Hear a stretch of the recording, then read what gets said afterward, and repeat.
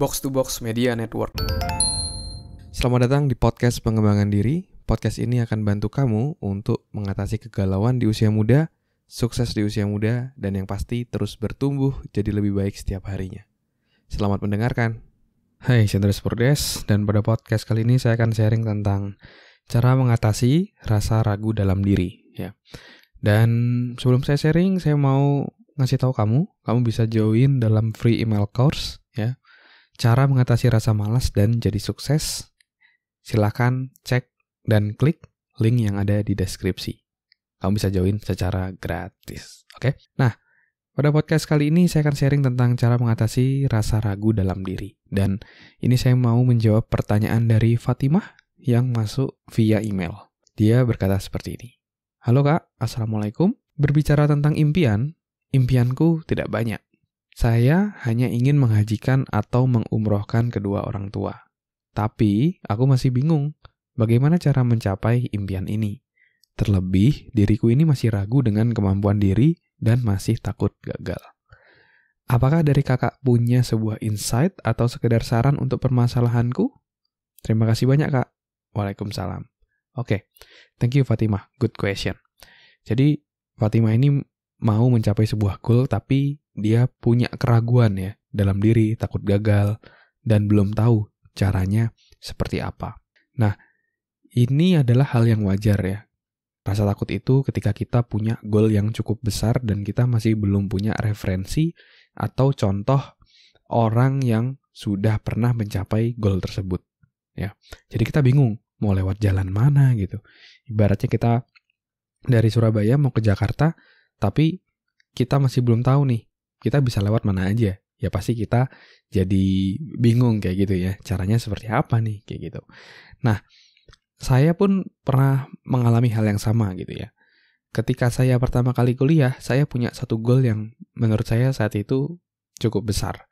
Yaitu adalah saya mau bisa membiayai kehidupan saya sendiri, membiayai kuliah saya sendiri, dan bisa gantian transfer ke ibu saya.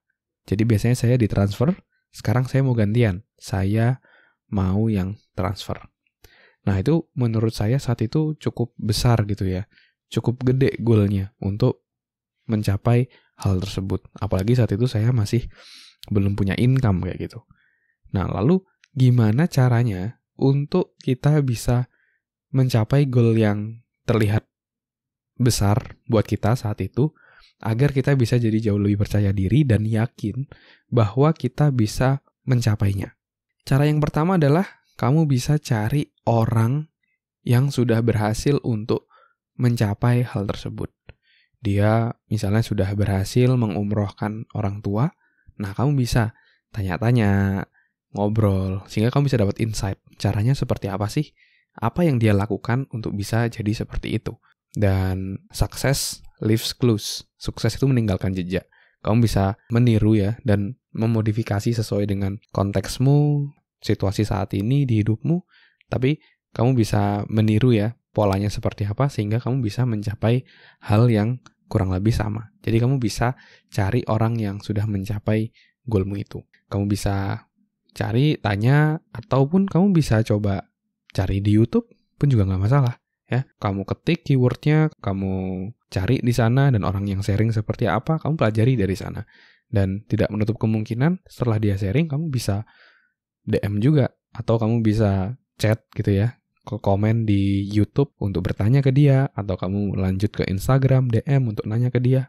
Jadi bisa terbuka. Caranya seperti apa biar kamu bisa jauh lebih terbuka.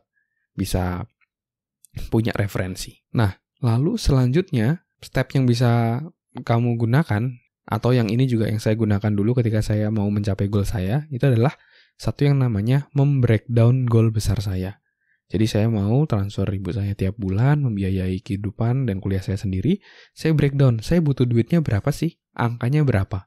Setelah tahu angkanya, turunkan lagi. Kira-kira saya bisa mencapai itu caranya seperti apa? Dan cara atau jalan yang saya ambil waktu itu adalah menjadi seorang trainer. Jadi saya ngisi training karena saya punya model, role model gitu ya. Dia seorang trainer, dia keliling ngisi training sana sini, income-nya cukup gede dan dia bisa mencukupi lah kehidupannya dia, bisa bantu orang tua, dan lain-lainnya. Akhirnya saya juga memutuskan untuk jadi trainer. Dan juga itu sesuai dengan passion dan kesukaan saya. Saya suka di pengembangan diri, saya suka sharing, jadi ya saya lakukan itu. Jadi kalau untuk kamu, pasti kamu juga menyesuaikan dengan passionmu, apa yang kamu suka, itu kamu bisa lihat dan mulai berkarir di sana. Lalu setelah saya breakdown, selanjutnya saya meningkatkan kompetensi saya. Saya udah punya goal, terus ibaratnya kita harus juga memiliki skill ataupun kompetensi yang dibutuhkan. Kamu harus ikut pelatihan dan juga praktek. Misalnya yang ketika saya jadi trainer, saya harus bisa public speaking. Nah, saya harus belajar. Saya harus praktek. Saya ikut training, berbagai macam training ya, tentang public speaking, tentang menjadi trainer, dan bayarnya juga tidak murah saat itu, tapi ya untuk meningkatkan diri saya.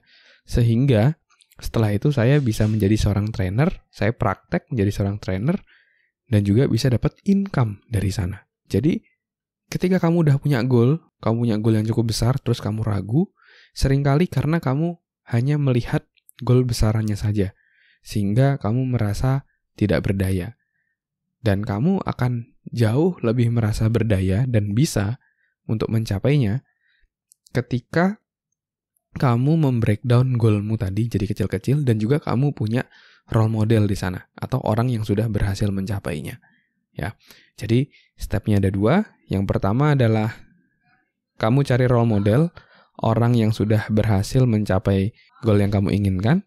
Yang kedua, kamu breakdown goalmu menjadi something yang bisa kamu kerjakan step by step. Ingat bahwa 1000 langkah dimulai dari 1 langkah. Jadi kamu harus bisa breakdown langkah-langkah itu. Dan juga yang terakhir, ketiga, bonus ya. Kamu harus meningkatkan skillmu, kompetensimu. Pelajari. Kira-kira dari jalan yang mau kamu ambil, kompetensi dan skill apa yang mau kamu pelajari sehingga kamu semakin layak untuk dibayar lebih mahal. Kamu bisa coba cek juga di Google ya. Kamu googling, istilahnya itu adalah high income skill ya.